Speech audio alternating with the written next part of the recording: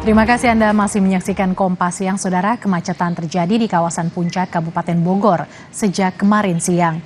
Warga yang lewat Puncak terjebak hingga dini hari.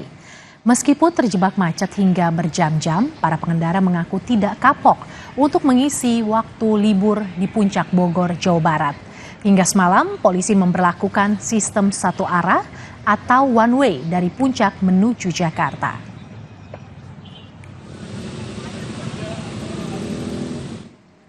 Kita ke sorotan lainnya, Saudara. Polisi berhasil menemukan jejak pelaku pembunuhan gadis penjual gorengan di Padang Pariaman, Sumatera Barat.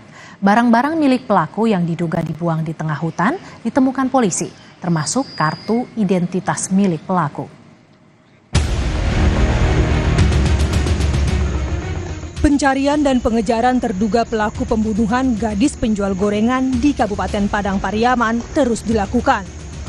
Dengan dibantu masyarakat dan komunitas pemburu hewan, polisi menelusuri hutan dan berhasil menemukan rute pelarian terduga pelaku. Di lokasi penyisiran, ditemukan tas ransel hitam milik terduga pelaku yang berisikan beragam perlengkapan. Mulai dari kantong tidur, baju, dompet yang berisikan KTP orang tua pelaku, bahkan celana milik korban. Untuk mempercepat penangkapan, polisi memetakan dan menyisir kampung yang kemungkinan disinggahi pelaku untuk mencari makan. Kami menemukan salah satu barang bukti baru berupa tas yang patut diduga kuat adalah milik tersangka. Dan hal tersebut juga sudah kami pastikan dengan keterangan saksi-saksi bahwa benar ya tas yang kami temukan tersebut adalah milik tersangka. Dan kami pun juga dibantu oleh antusias masyarakat yang ikut dalam upaya kami melakukan pencarian ini. Upaya pencarian pelaku telah dilakukan lebih dari sepekan. Tak hanya personel polisi, pencarian juga melibatkan anjing pelacak untuk mencari barang bukti.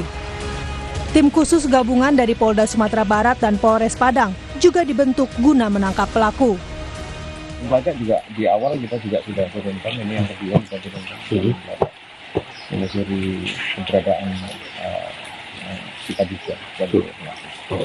Ya kita upayakan maksimal. Maksimal ya. Artinya tidak ada batas kemudian. Tidak ada batas.